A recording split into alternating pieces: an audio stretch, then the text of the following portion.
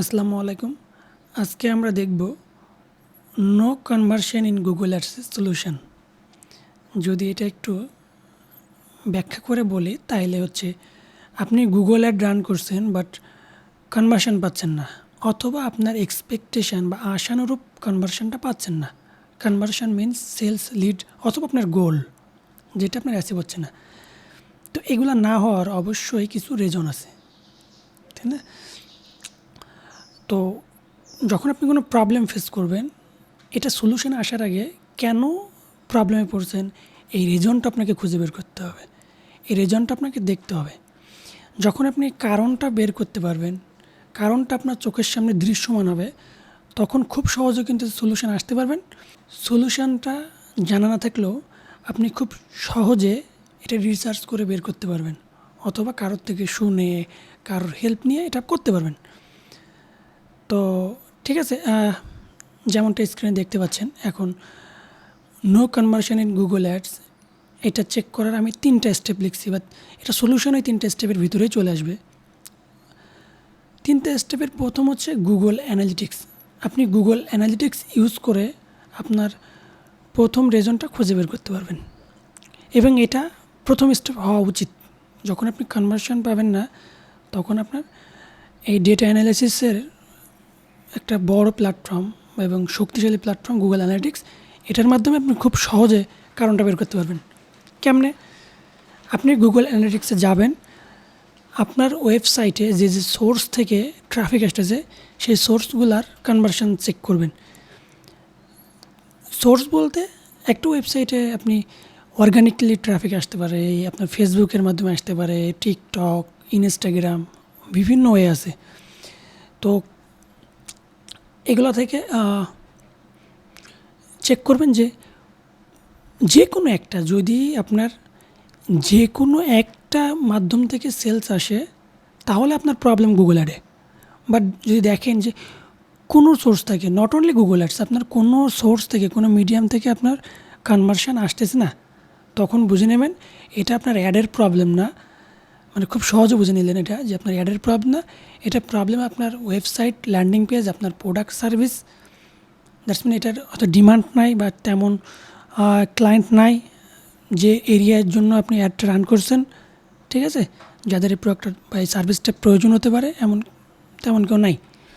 But এটা আবার এমনটা হওয়ার কথা না, কেন কিওয়ার্ড যখন রিসার্চ করবেন তখন তো বুঝে যাবেন যে সার্চ ভলিউম আছে কি নাই, মানুষ এটা খুঁজতেছে কিনা, মানুষের দরকার কিনা এটা, তাই না? তো এটা প্রবলেম হতে পারে আপনার ল্যান্ডিং পেজ, ওয়েবসাইটের। সেকেন্ডলি আপনি যে অফার বা ডিসকাউন্ট দিচ্ছেন এটা ইরিলিভেন্ট বা এটা কাস্টমারদের স্যাটিসফ্যাকশন লেভেলটা অ্যাচিভ করতে পারতেছে না, অথবা আপনি যে প্রাইসটা ইউজ করছেন আপনার প্রোডাক্ট বা সার্ভিসের, এটা কম্পিটিটর থেকে অনেক হাই, অথবা ট্রাস্টেবল হচ্ছে না, ঠিক আছে? এবার যদি আপনি দেখেন না সেলস আপনার আসতেছে যে কোনো একটা মাধ্যম থেকে, তখন মাস্ট বি প্রবলেম আপনার গুগল অ্যাডসে। এবার গুগল অ্যাডসের আপনাকে সর্বপ্রথম 2টা কোর ম্যাট্রিক্স এর পারফরমেন্স চেক করতে হবে। Number 1 top impression share, number 2 CTR. Top impression share যদি আপনার ভালো না হয়, দ্যাটস মিন আপনি নাম্বার 4 গুগল অ্যাডসের যে র্যাঙ্কিং থাকে নাম্বার 4 পজিশন ভিতরে আপনি নেই। তো most of the quality traffic, hot traffic, তারা নাম্বার 4-এ যে কয়টা ওয়েবসাইট থাকে সেখানে ঢুকে যায়, ক্লিক করে তাদের ঢুকে যায়। তো আপনি যখন নাম্বার 4-এর ভিতরে আসতে পারবেন না, তখন আপনি কোয়ালিটি ট্রাফিক পাবেন না। কোয়ালিটি ট্রাফিক না পেলে আপনি অ্যাজ ইউজুয়াল আপনি সেলস পাবেন না, লিড পাবেন না, কনভার্সন পাবেন না, আপনার গোল অ্যাচিভ হবে না। খুবই সিম্পল হিসাব। তো নাম্বার 2 হচ্ছে সিটিআর, ক্লিক থ্রু রেট। আপনি যখন সিটিআরটা কম পাবেন, দ্যাটস মিন আপনার কোয়ালিটি ট্রাফিক আপনার অ্যাড দেখে ক্লিক করতেছে না, ঢুকতেছে না আপনার অ্যাডের ভিতরে, ঠিক আছে? তখন মাস্ট বি আপনি কোয়ালিটি ট্রাফিক মিস করে যাচ্ছেন, তাই না? তো এক্ষেত্রে আপনার সিটিআরটা অবশ্যই ইমপ্রুভ করতে হবে। সিটিআর কখন ইমপ্রুভ হবে? যখন আপনার অ্যাড কপি রিলিভেন্ট হবে, ভালো হবে। টপ ইমপ্রেশন শেয়ার, সিটিআর, এটা কেমনে ইমপ্রুভ করতে পারবেন এই বিষয়ে অন্য একদিন বিস্তারিত আলোচনা করব। তো এখন আমরা দেখে আসি যে এই দুইটার পারফরমেন্স কেমনে চেক করব এবং কীভাবে এটা নির্ণয় করব। তো আমি আমার একটা ক্যাম্পেইনে যাচ্ছি। ক্যাম্পেইনে যাওয়ার পরে সরি আমি এখানে যদি এখানে দেখেন যেটা ক্যাম্পেইন, এখানে কিন্তু কোনো সিটিআর বা ইমপ্রেশন শেয়ার কিছু নাই। এটা অবশ্যই আপনাকে এই সেকশন থেকে খুঁজে বের করতে হবে। এই যে কলামস, এই কলামসে ক্লিক করবেন। কলামসে ক্লিক করে মডিফাই কলামস, দেন পারফরমেন্স, এখান থেকে সিটিআর, দেন একটু নিচে চলে আসবেন, এসে কম্পিটিটিভ ম্যাট্রিক্স, এখান থেকে search impression share, search top impression share, এই দুইটা নিয়ে নিলাম।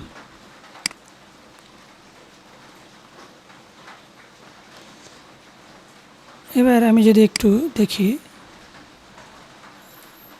এটা আমার নিউ ক্যাম্পেইন, এটা আমি যদি একটু দেখি যে কী অবস্থা। এখানে দেখেন যে সার্চ টপ ইমপ্রেশন সিটিআর, তো আমার ইমপ্রেশন শেয়ার আছে 36, সিটিআর আছে 5.75। তাহলে এটা ভালো কি খারাপ, তাই না? প্রশ্ন এখানে আসে, এটা ভালো কি খারাপ।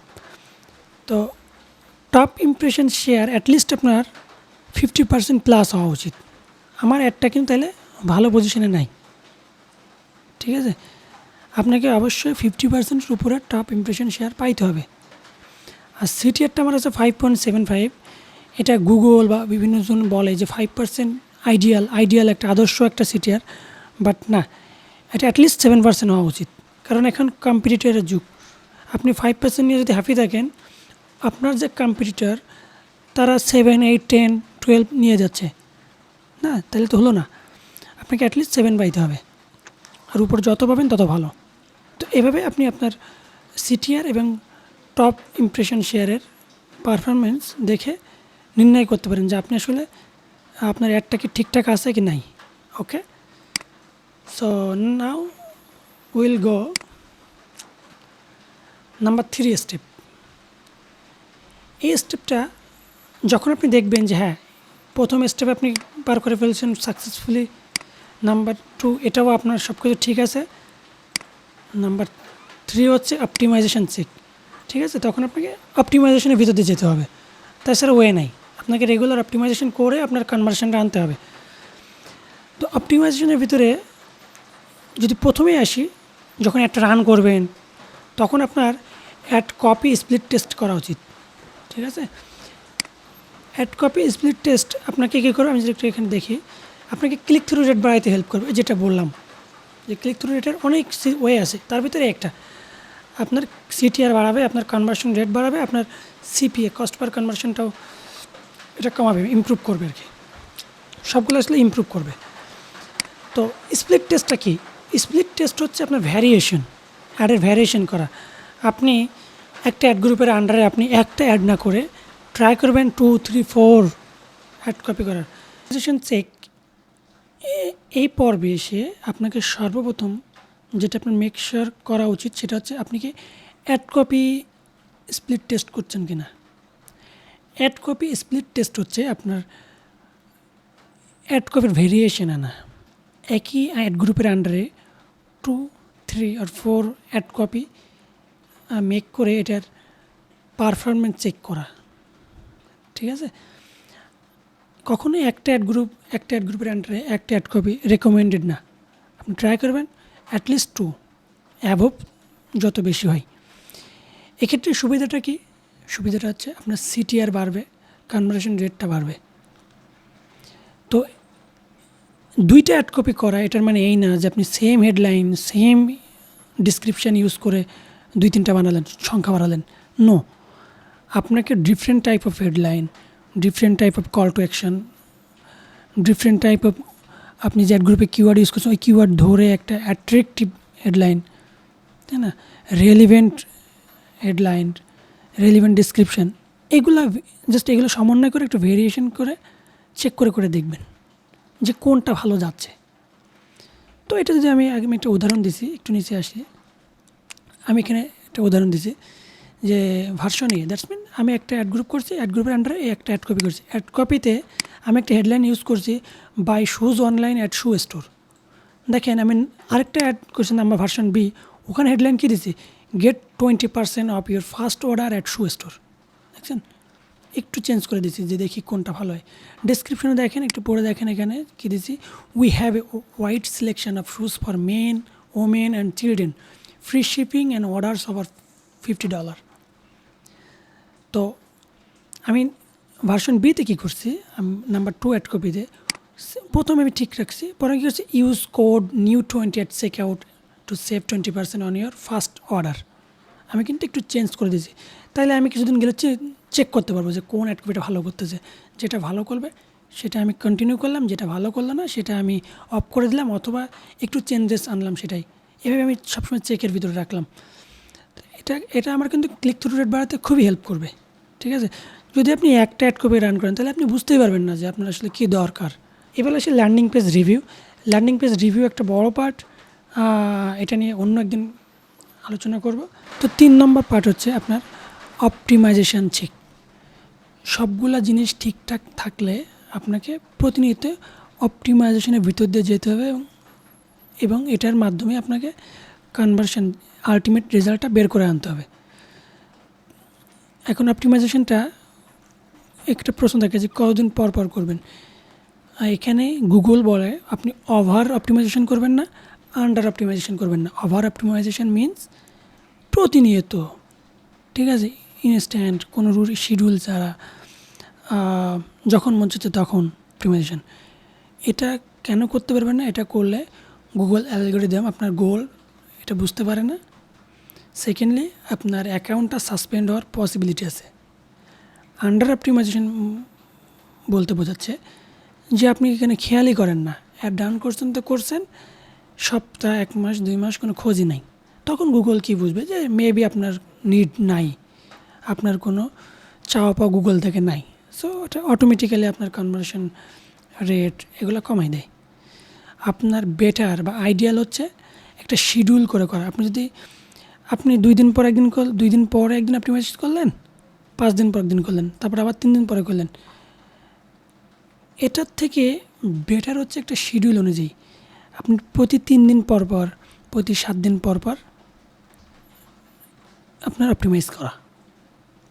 প্রথম অবস্থায় 3 দিন পর পর করা আমি বেটার মনে করি, 72 ঘন্টা পর পর। তারপরেও যে আপনি 72 ঘন্টা পর পর প্রতিনিয়ত করবেন এমনটা না, গুগলকে টাইম দিতে হবে। আপনি হয়তো 2 থেকে 3 বা 3 দিন পর পর করলেন, দেন আপনি গুগলকে টাইম দেন 1 সপ্তাহ, 14 ডেজ। গুগল বেসিক্যালি 14 ডেজ নেই, গুগল অ্যালগরিদম এগুলো বোঝার জন্য আপনার অপটিমাইজেশন প্রথম অবস্থায়। তো যখন এটা ভালো রেজাল্ট আপনার আসা শুরু করবে তখন আপনি 7 দিন পর নিয়ে যান এটা, দেন এটা 1 মাস পর পর নিয়ে যান, কারণ অতিরিক্ত চেঞ্জেস গুগল পছন্দ করে না। এটা গেল ওভার এবং আন্ডার অপটিমাইজেশন। অ্যান্ড দেন আপনাকে কী করতে হবে যে আপনাকে ম্যানুয়াল অপটিমাইজেশনের পাশাপাশি আপনাকে গুগলের মেশিন লার্নিং যে অটোমেটেড যে রেকমেন্ডেশনগুলো আছে, যে অপটিমাইজেশন প্রসেসগুলো আছে, এই দুইটাই ফলো করতে হবে। ম্যানুয়ালগুলা অবশ্যই আপনার ডেটা অ্যানালাইসিস, আপনি নিজে যে ডেটা অ্যানালাইসিস করবেন সেগুলা এই অপটিমাইজেশনের মাধ্যমে ইমপ্লিমেন্ট করবেন। যেমন বিডিং থাকে, এখানে অ্যাডজাস্টমেন্ট বিট থাকে, অনেক চেঞ্জেস থাকে, ডেটা অ্যানালাইসিস থাকে, এগুলো আপনি আপনার স্ট্র্যাটেজি অনুযায়ী ইমপ্লিমেন্ট করবেন। পাশাপাশি গুগল আপনাকে যে রেকমেন্ডেশনগুলো দিবে সেখান থেকে বুঝে শুনে আপনি অটোমেটেড কিছু অপটিমাইজেশন ইউজ করতে পারেন। এই দুইটার কম্বিনেশান আপনার অপটিমাইজেশন স্কোরটাকে সবসময় 100 রাখবে, এবং এটা আপনার আস্তে আস্তে সিটিআর, কনভার্সন রেট এগুলা বাড়তে হেল্প করবে। ওকে, সো অপটিমাইজেশান এই জিনিসটা আসলে এতটুকুই না, অপটিমাইজেশনের ভিতরে আরও অনেক জিনিস আছে, যেমন নেগেটিভ কিওয়ার্ড। এই নেগেটিভ কিওয়ার্ড কেমনে সিলেক্ট করবেন, কীভাবে করবেন, এটার অনেক বড় পার্ট আছে। এবং এখানে অপটিমাইজেশনের ভিতরে অডিট নামে একটা অপশন আছে, আপনাকে অডিট করতে হবে, ঠিক আছে। তো এগুলা নিয়ে চেষ্টা করব নেক্সটে আরও ভিডিও প্রোভাইড করার, ইনফরমেশনাল ভিডিও। তো এই ছিল no conversion in Google ads, এই প্রবলেমটার মেজর কিছু রিজন এবং কীভাবে এটা সলভ করা যায়। তো একটা প্রবলেম যখন পড়বেন তখন তো অবশ্যই প্রবলেমের ভিতরে প্রবলেম ওগুলার আবার বড় বড় এক্সপ্লেইন হয়, একটা ভিডিওতে তো কভার করা পসিবল না। তো আমি ট্রাই করব নেক্সটে আরও কিছু ভিডিও প্রোভাইড করে এটার সম্পর্কে আরও বিস্তারিত আলোচনা করার। তো ততক্ষণ পর্যন্ত ভালো থাকেন, সুস্থ থাকেন, সাথেই থাকেন। সবাইকে ধন্যবাদ। আসসালামু আলাইকুম।